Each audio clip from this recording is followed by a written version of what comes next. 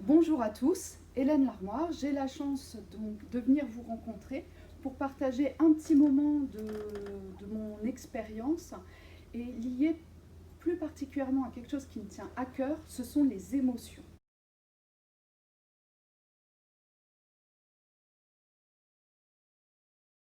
Lié plus particulièrement à quelque chose qui me tient à cœur, ce sont les émotions. Parce que quand vous avez des apprenants en salle, ils viennent avec un bagage.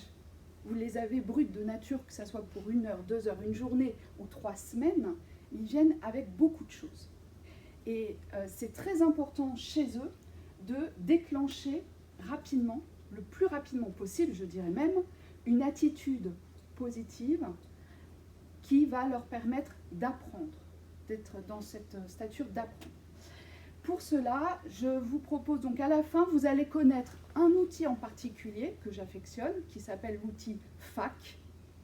Et je vais vous parler d'autres petits outils que j'ai dans ma boîte, mais on verra qu'il y en a bien d'autres pour justement voir comment on enclenche, comment on les démarre, comment on va arriver à ceci.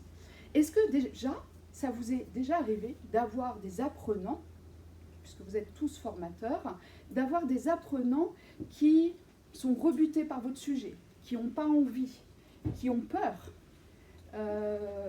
Est-ce que ça vous est déjà arrivé là, autour de la table ou pas? Oui, bien sûr.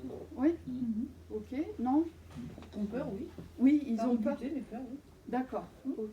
Donc si ça vous est pas encore arrivé, sachez que c'est une des situations les plus classiques pour un formateur. Et si vous voulez, si vous n'avez pas cette attention de l'apprenant parce qu'il est dans ses peurs ou parce qu'il n'aime pas cette matière, etc., et que votre personne, on va dire, vous dégagez peut-être pas ce qu'il faut ou parce que vous ne pouvez pas, parce qu'il y a un moment, le feeling ne passe pas, eh bien, il va falloir travailler sur ces déclencheurs. Comment on déclenche ça chez l'apprenant?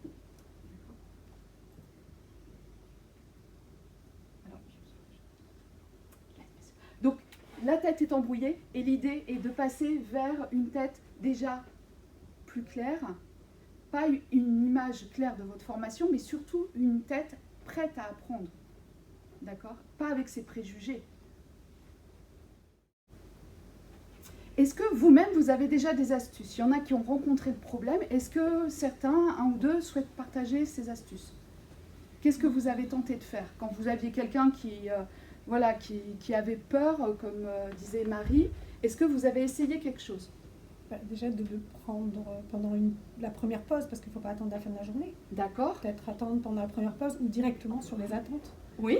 Quand on liste les attentes, si vraiment on sent que ces attentes, ou il n'en a pas, ou alors il ne sait pas pourquoi il est venu, ou le sujet il ne le connaît pas, et peut-être que là on va pouvoir enclencher quelque chose. Oui, voilà, exactement. Ça c'est une astuce. Franck, tu avais une autre idée? Le faire participer justement le faire parler en fait, tout simplement sur ses craintes dès qu'il a quelque chose qui le bloque. D'accord. Et une fois qu'on lui a fait parler sur les craintes, craintes, du coup, ça débloque la situation? c'est un peu comme une thérapie, quoi. C'est quand quelqu'un est bloqué sur un sujet, si on le fait parler sur le sujet, déjà il intellectualise le problème et il peut s'apporter lui-même des réponses. Tout à fait. Ou en participatif, on peut Oui, faire des échanges. oui, participatif.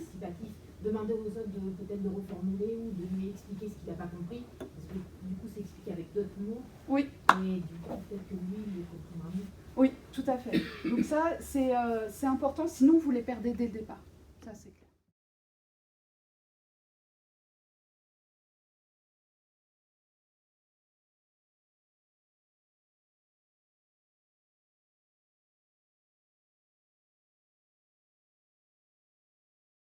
C'est la méthode FAC. FAC comme foire aux questions, tout simplement. Donc c'est facile à retenir. Cette technique, elle est vraiment adaptée pour les formations longues, parce qu'elle va prendre un petit peu de temps, 90 minutes, d'accord? Parce qu'on va travailler, on est sur du présentiel, en groupe. Donc voilà, vu que ça prend un petit peu de temps, mais ça vaut vraiment le coup de la tester. Et surtout, qu'il vous faut presque rien, 2 couleurs de post-it et des feutres. C'est tout. D'accord? 2 couleurs de post-it pour chaque groupe et des feutres. On va voir ça tout de suite. Et 4 étapes. Alors voyons cette méthode FAC en 4 étapes. On les met par binôme ou trinôme.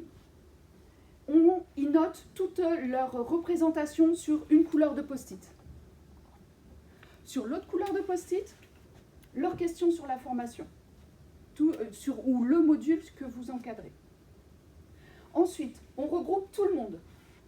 On regroupe tous les binômes et trinômes. Et à ce moment-là, qu'est-ce qu'on va faire? On va prendre tous les post-it et on va les regrouper par thématique, qui va ressortir, qui va rejaillir.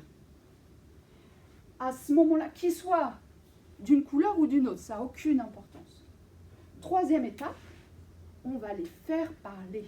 On va les faire parler sur ces post-it. Et c'est là, effectivement, où ils peuvent s'entraider, éclaircir les choses et déminer, en fait. On démine le terrain, tout simplement. Et alors vous-même, vous pouvez répondre, mais le but, c'est vraiment, c'est du participatif, donc vous laissez la main à vos apprenants. Et là, dernière étape, c'est le joker. Le joker, c'est soit vous qui intervenez, soit vous faites intervenir quelqu'un d'autre de l'extérieur. Plus tard, ça peut se faire sous différents formats, vidéo ou intervention, voilà, tout le long de la formation. Ça, présentiel, groupe. Et vous êtes formateur, vous ne vous arrêtez pas que ces situations-là. Vous faites de la classe virtuelle. Et puis, vous êtes peut-être amené à avoir une personne de l'individuel également. D'accord? Donc, pour ces deux cas, en fait, sur la classe virtuelle, qu'est-ce qui est très bien? Le sondage, que vous pouvez exploiter avant, vous regrouper et vous exploiter avec eux en classe virtuelle. D'accord? Ou alors, ce que moi j'aime bien beaucoup, c'est chacun prend la main avec le crayon sur le tableau blanc, avec des petits risques de superposition, comme vous devez le savoir, mais ils écrivent directement leurs craintes sur le tableau blanc. Possibilité, la personne est toute seule, vous faites un sondage, vous prenez sa météo, quel est son degré de stress ou d'anxiété par rapport à ça. Par rapport aux réponses, vous pouvez lui envoyer quelques vidéos courtes qui vont déminer le terrain, parce qu'il n'y a plus d'effet de groupe. On reprend la météo derrière, et en fonction de cette météo-là, on voit s'il y a un besoin de tutorat, notamment au téléphone. Donc je reprends la synthèse de cette méthode FAQ, F-A-Q, foire aux questions. Cette technique qui va vous permettre d'enclencher chez vos apprenants l'attitude qu'il faut, d'accord, la manière positive de penser pour aborder une formation. Des petits groupes, on voit d'un côté les représentations, de l'autre côté les questions. On regroupe tous les post-it. On exploite tous ensemble les post-it et on démine ensemble grâce à du participatif. Enfin, c'est vous qui intervenez ou avec des personnes extérieures pour terminer le travail. Voilà, si l'idée vous plaît d'en savoir plus sur cette question-là, je vous propose d'aller sur ce lien court. Vous verrez 7 clés pour d'autres, donc 7 outils également pour travailler sur cet aspect d'aptitude au changement, de déclencheur.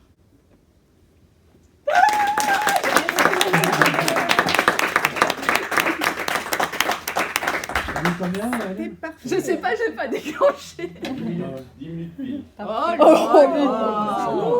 Super. Bravo. Toujours excellent. Super, ouais.